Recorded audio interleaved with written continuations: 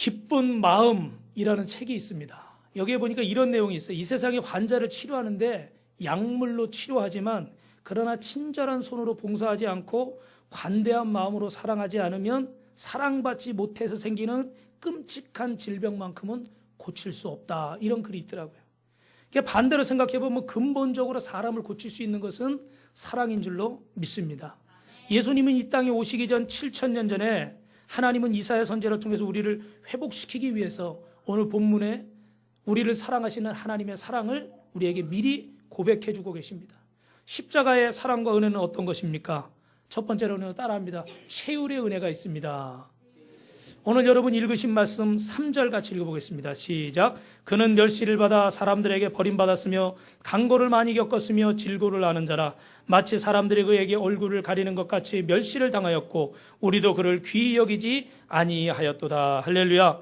여기 최율이라는 말은 동정심, 동참한다 이런 말입니다. 우리 주님께서는 우리를 위해서 멸시를 받으시고 오해와 사람들의 외면을 받으셨습니다. 그리고 간고를 겪으셨대요. 간고라는 말은 가난과 고통을 경험했다는 말입니다. 질고가 무엇인지를 아는데요. 질고라는 건 뭡니까? 질병의 고통을 아시는 분이에요.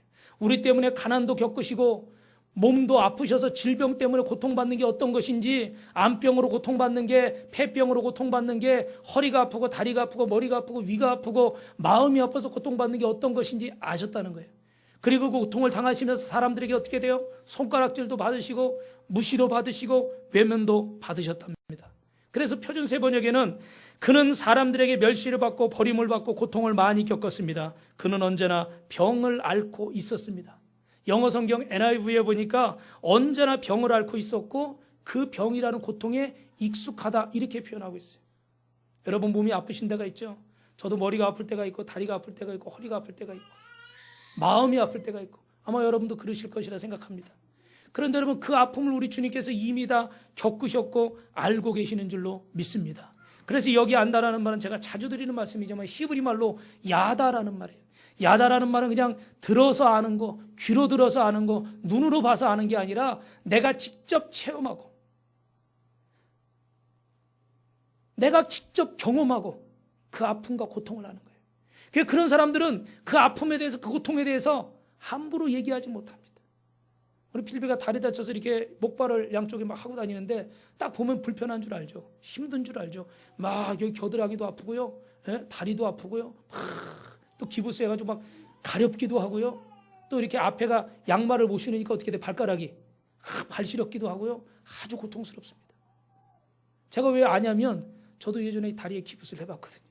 여러분도 아마 해보신 적이 있으실 것 같아요. 한 번은요 전화가 왔어요.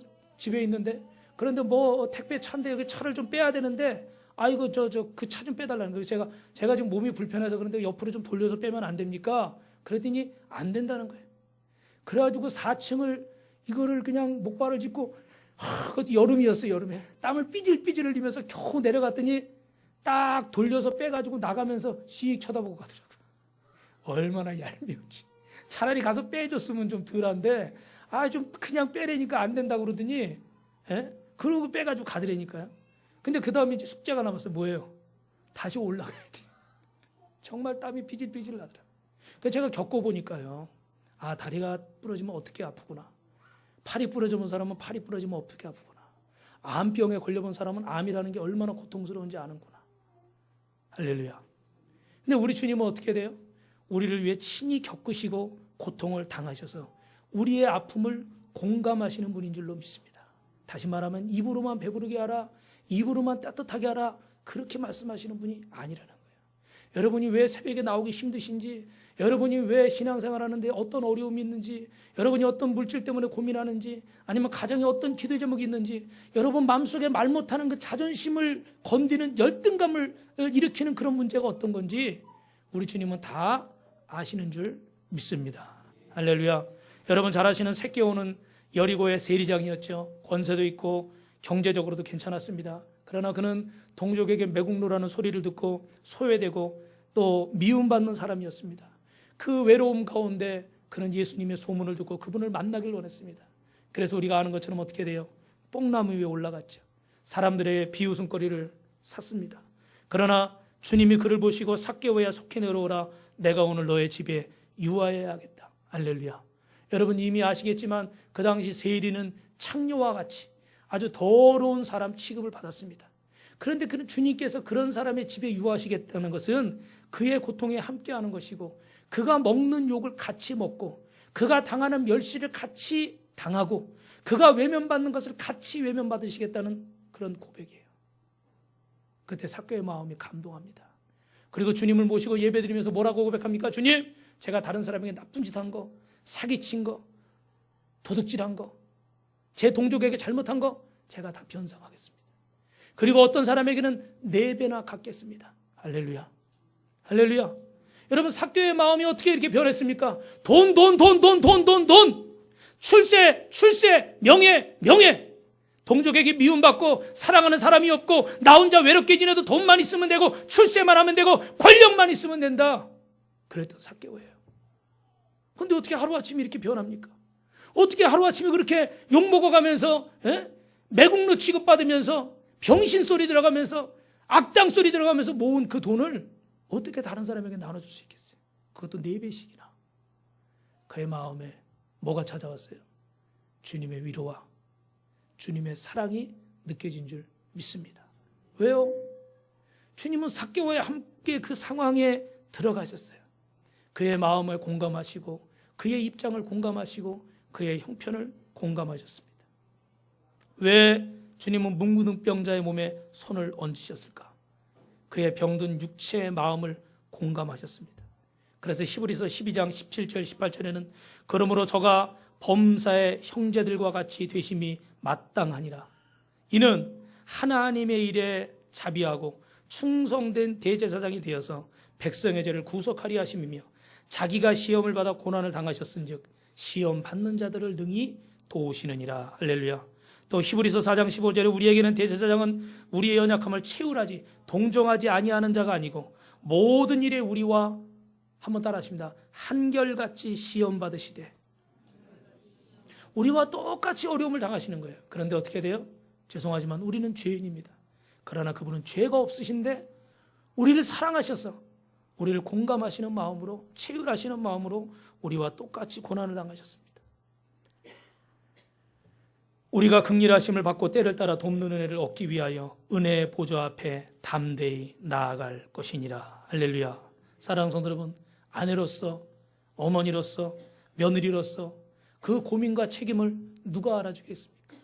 아버지로서 남편으로서 그 책임자로서 그 마음의 고민과 고통을 누가 알아주겠습니까? 그러나 우리 주님이 여러분의 힘든 마음을 이해할 줄로 믿습니다. 정말 부끄러운 얘기지만 여기 앞에 설교하는 이 목사도 주의 종이라고 하지만 여러분의 마음을 다 헤아리지 못할 수 있습니다. 한 번은요, 어떤 이렇게 성도가 이렇게 찬송 인도를 해야 되는데 서울에서 오는데 그 전에 늦게 왔어요. 늦게 오니까 막 찬송 인도는 해야 되겠고 성도들은 와서 기다리고 근데 늦게 도착해가지고 그냥 빨리 내리라고 그냥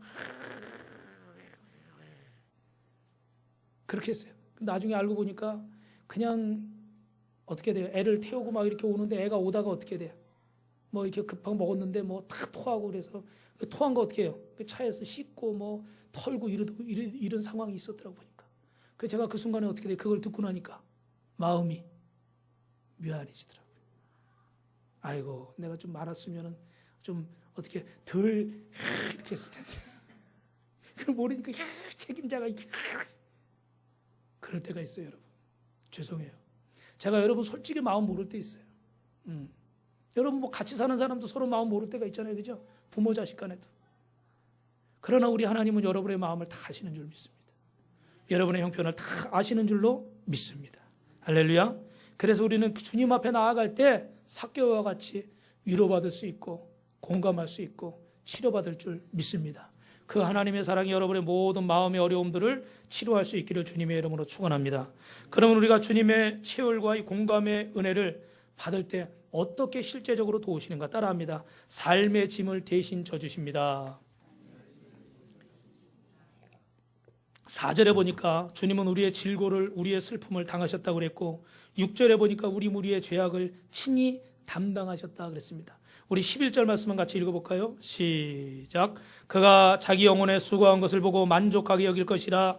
나의 의로운 종이 자기 지식으로 많은 사람을 의롭게 하며 또 그들의 죄악을 친히 담당하리로다. 아멘.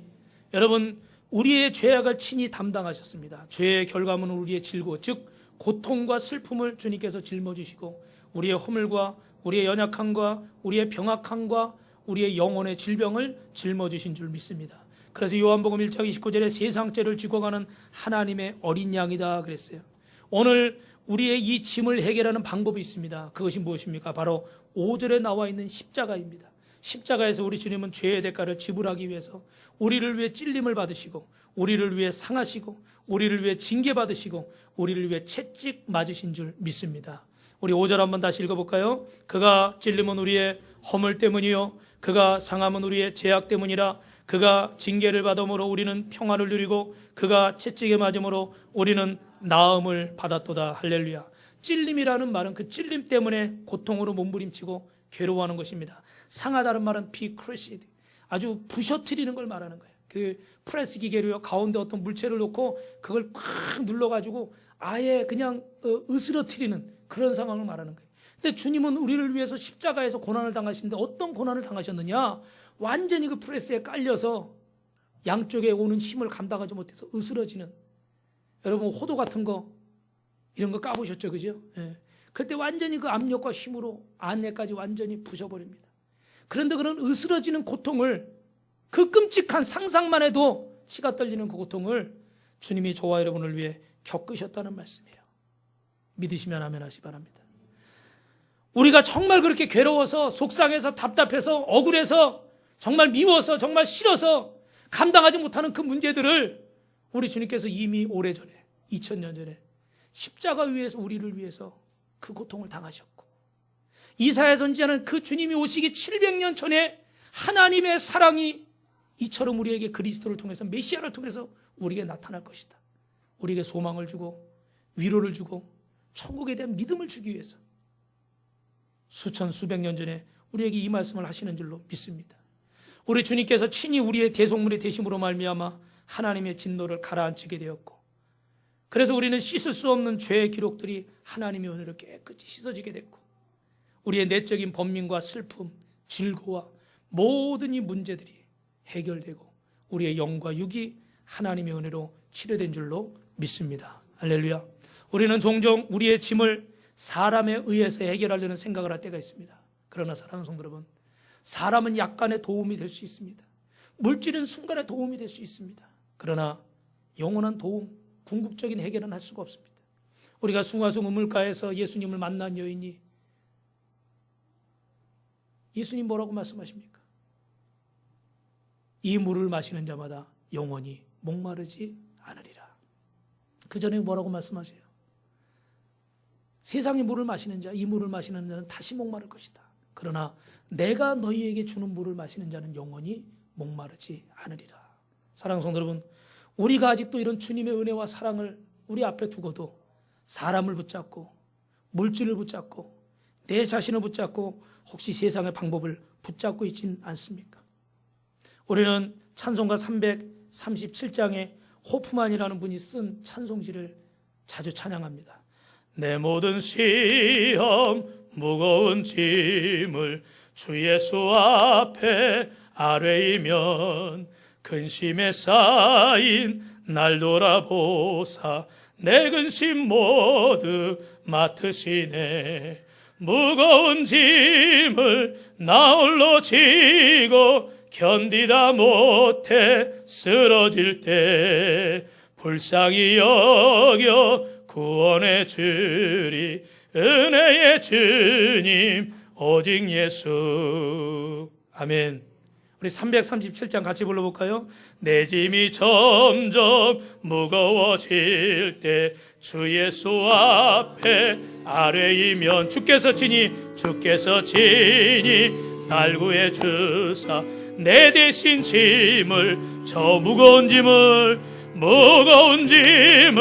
나 홀로 지고 견디다 못해 쓰러질 때 불쌍히 여겨 구원해 주리 은혜의 주님 오직 예수. 아멘. 사랑하는 성도 여러분, 오늘 주님의 십자가의 죄의 짐, 근심의 짐, 슬픔의 짐, 절망의 짐, 어떤 무거운 짐이라도 우리 주님께서 우리를 위해 져주실 줄로 믿습니다. 그 주님 앞에 우리의 짐을 맡길 때 우리 마음속에 평안과 기쁨이 넘칠 줄로 믿습니다. 옆에 분하고 인사하겠습니다. 주님께서 문제를 해결해 주십니다. 좀 더 정확하게 표현할까요? 한 번 더요. 주님께서 뒷감당해 주실 겁니다. 여담이지만 창세기에는 아브라함이 12장, 20장의 사건이 나와 있잖아요. 뭐예요? 자기 아내가 너무 이뻐가지고 다른 사람들이 자기 아내를 빼앗기 위해서 자기를 죽일까봐 어떻게 돼요? 사촌이다. 사촌 여동생이다. 뭐 이렇게 고백하자고 그러잖아요. 근데 그런 거짓말에도 불구하고 하나님은 어떻게, 그 실수에도 불구하고 그 두려움에도 불구하고 하나님 꿈속에까지 나타나셨어. 아브라함과 그 자손들을 보호하신 줄 믿습니다. 우리는 부족해서 실수할 수 있지만 주님을 의지하는 자에게 반드시 하나님은 여러분 도우시고, 지금은 정말 하늘이 노랗고 절대 이 문제가 해결될 것 같지 않고 그 사람의 마음이 변하지 않을 것 같아도 분명히 하나님께서 역사하시고 도우실 줄 믿습니다. 그렇게 되길 주님의 이름으로 축원합니다. 마지막으로 십자가에는 어떤 은혜가 담겨 있습니까? 따라합니다. 침묵 속에 깊은 은혜가 있습니다. 우리 7절 읽어봅니다. 시작. 그가 곤욕을 당하여 괴로울 때에도 그의 입을 열지 아니하였음이며 마치 도수장으로 끌려가는 어린 양과 털 깎는 자 앞에 잠잠한 양같이 그의 입을 열지 아니하였도다. 할렐루야. 베드로전서 2장 23절에도 욕을 받으실 때 대신 욕하지 아니하시고 고난을 받으실 때 위협하지 아니하시고 오직 공의로 심판하신 자에게 부탁하셨다 그랬습니다. 주님은 십자가에서 아무 죄 없으신 분이 죄인처럼 끌려가시고 죄인처럼 고문당하시고 죄인처럼 고난당하셨지만 그 헤롯과 빌라도의 질문 앞에서도 마태복음 27장에 주님은 아무 대답도 아니하셨다고 그랬어요. 왜 주님은 자신에 대해서 변명하고 변호하고 이건 이렇고 저건 저렇고 왜 따져 묻지 않으셨을까요? 왜 그건 잘못된 것이고 이건 옳은 것이라고 왜 주님은 말씀하시지 않으셨을까요? 그 주님의 침묵하신 이유는 오직 깊은 침묵만이 하나님의 사랑을 사람들에게 전할 수 있고 그 깊은 사랑의 침묵만이 사람을 변화시키기 때문인 줄로 믿습니다. 뭐라고요? 깊은 사랑의 침묵이 사람을 변화시키는 줄로 믿습니다. 사랑하는 성도 여러분, 지브로라는 영화를 보니까 예전에 제가 한번 말씀드렸는데 거기 상우라는 주인공이 나와요. 어린애 초등학생인데 서울에 집에 일이 있어서 시골의 외할머니에게 맡겨집니다. 근데 외할머니는 혼자 사시고 그냥 허리가 굽었고 말씀을 못 하시는 벙어리입니다. 그런데 어느 날은 이제 프라이드를 사달라고 그러니까 프라이드 치킨을 사달라고 그러니까 그 할머니가 말을 못 알아들어요. 영어로 얘기하니까. 그래가지고 이제 닭을 가리켰어요. 그랬더니 할머니가 닭 잡아달라는 얘기를 할 줄 알고 닭을 탁 손주를 위해서 닭을 아끼지 않고 잡아가지고 촥 삶아줬습니다. 백숙을 해줬어요. 그랬더니 좋아할까요? 안 좋아할까요? 안 좋아해요. 자기는 프라이드 치킨을 먹고 싶은 거예요. 근데 할머니는 이걸 허옇게 삶아왔으니 애들이 좋아할 리가 없잖아요. 그래가지고 막 할머니를 놀리고요. 자기 오락기 배터리가 떨어지니까 배터리 산다고 할머니 은비녀 몰래 숨겨가지고 팔아먹으려고 그러고 할머니 고무신을 한쪽을 나뭇가지에 차가지고 숨겨버리고 할머니 요강을 막 걷어차기도 하고 아주 얼마나 못되게 구는지 할머니가 허리가 굽고 말을 못하시니까 또 할머니한테 심지어는 병신이라고까지 할머니가 화를 안 내니까 막 온갖 나쁜 짓을 다 합니다. 그런데 그럴 때마다 이 할머니는 어떻게 돼요? 말을 못하시니까 그 마른 가지 같은 손으로 가슴을 동그랗게 이렇게 돌려요. 이게 무슨 말이에요? 미안하다, 미안하다 이런 표현이에요.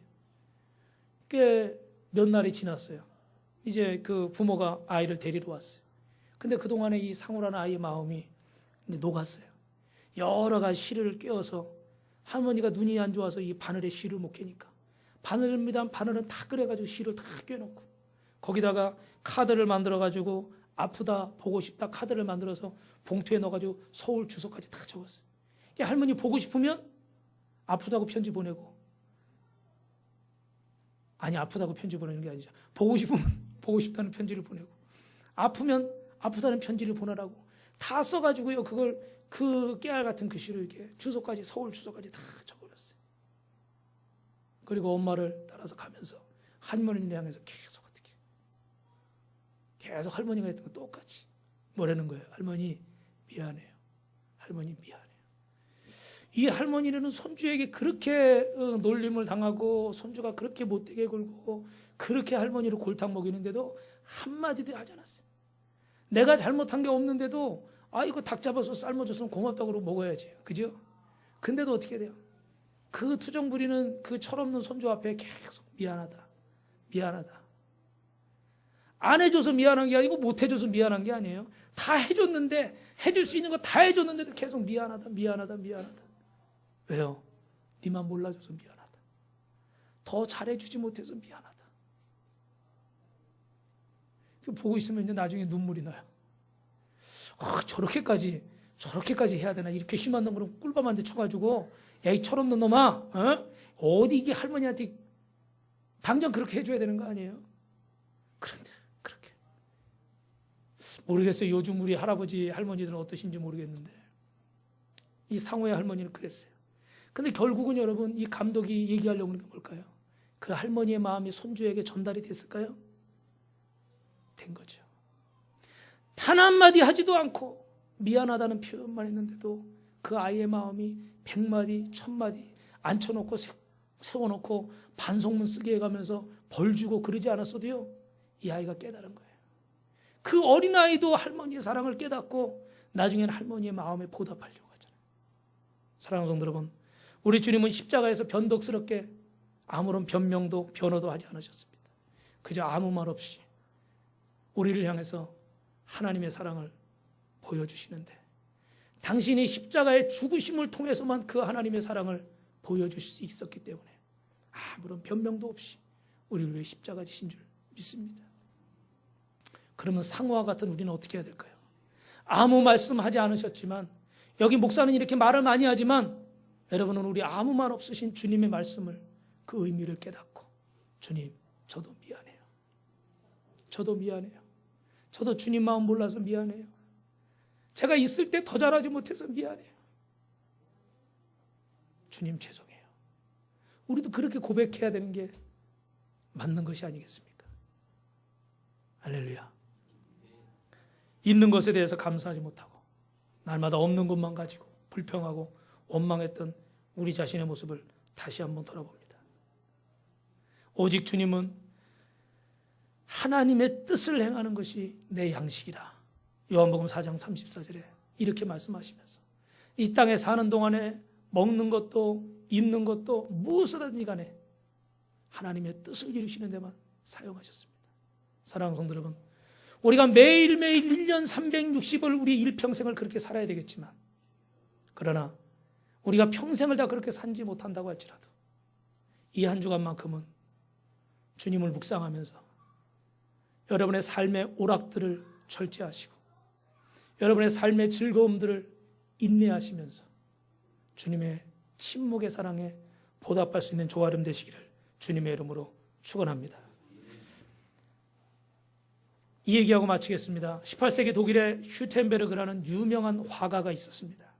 근데 이분이 교회의 요청으로 십자가를 달리신 예수님의 초상을 큰 그림을 그리고 있는데, 절반 정도 그릴 때쯤 또 그림을 그려달라는 요청이 왔어요. 그때 이 중세시대의 화가들은 이 나체의 모습을 그리는 게 아주 유행이었습니다. 그래서 자기가 이제 또 돈을 벌어야 되겠으니까 십자가상을 그리다 말고 이 나체 여인의 모습을 그리고 있었어요. 그런데 그 모델 되는 여인이 그 십자가의 그림을 보더니 저건 무슨 그림입니까? 저분은 누굽니까? 왜 저분은 십자가 달렸습니까? 묻는 거예요. 그랬더니 이 슈텐베르그라는 사람이, 저분은 예수님이라는 분인데 오래전에 나와 당신의 죄를 위해서, 우리의 죄를 위해서 십자가에 달려 죽으셨답니다. 그랬더니 이 여자 모델이 묻는 거예요. 우리의 죄요? 선생님의 죄와 죄의 죄를 위해서 십자가에 달리셨다고요? 근데 이 슈텐베르그라는 사람이 갑자기 그때 뭐에 한 대 얻어맞은 것처럼 탁 충격이 왔어요.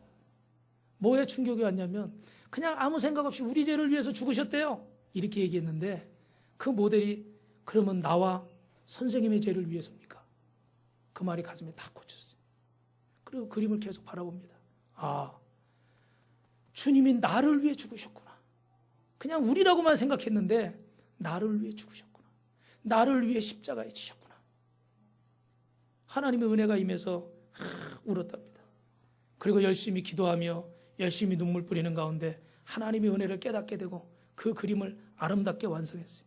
그리고 그 그림의 제목을 에게 호모, 이 사람을 보라, 저 사람을 보라, 그런 의미의 성화를 그렸습니다. 그리고 그 밑에다가 글을 써놨는데 뭐라고 써놨냐면 내 너를 위하여 나의 몸을 주었건만 너는 나를 위해서 무엇을 주느냐. 그 그림을 그려놓고 많은 사람들이 은혜를 받았는데 거기 한 사람이 그 그림 앞에 서가지고 떠날 줄을 모릅니다. 그리고 거기서 막 눈물을 흘리는 거예요. 그리고 이렇게 고백합니다. 주님께서는 나를 위해 이렇게 십자가를 지시며 고통을 당하셨는데 나는 지금까지 주님을 위해서 한 것이 무엇이 있습니까? 주님, 나를 용서해 주십시오. 이제는 나의 몸을 주님을 위해서 온전히 바치겠습니다. 할렐루야. 눈물을 흘리면서 결심을 합니다. 이 사람이 누구냐면 여러분, 모라비안 교도를 만든 진젠도르프라고 하는 유명한 기독교 역사의 중요한 인물입니다. 이 모라비안 교도를 통해서 존 웨슬리라는 사람이 감리교를 만들게 되고요. 그 기독교 역사에 큰 역할을 한 분이에요. 근데 그게 어디서 왔다고요? 슈텐베르크라는 사람이 그 성화를 보고 그 십자가를 그리다가 그 죄가 우리의 죄가 아니라 나의 죄라는 것, 나 때문에 죽으셨다는 걸 깨닫는 순간 어마어마한 영향력이 펼쳐진 겁니다. 사랑하는 성도 여러분, 여러분의 사랑하는 남편과 가족과 이웃의 구원을 위해 기도하고 계십니까? 전도해도 안 돼요. 내 남편은 안 돼요. 내 아내는 안 돼요. 내 자식은 안 돼요. 누구는 안 돼요. 그런데 우리 한 사람이 정말 주님이 나를 위해 십자가에 죽으셨다는 사실을 믿고 고백하는 순간, 오늘 여러분이 슈텐베르크처럼 진덴루프 백작처럼 우리의 삶의 나를 통해 여러분의 가정에, 여러분 직장 사업장에 놀라운 역사가 이루어질 줄로 믿습니다. 십자가의 은혜를 꼭 이번 한 주간 동안 경험하시기를 주님의 이름으로 축원합니다. 마지막으로 옆에 분하고 인사하겠습니다. 십자가의 은혜를 경험합시다.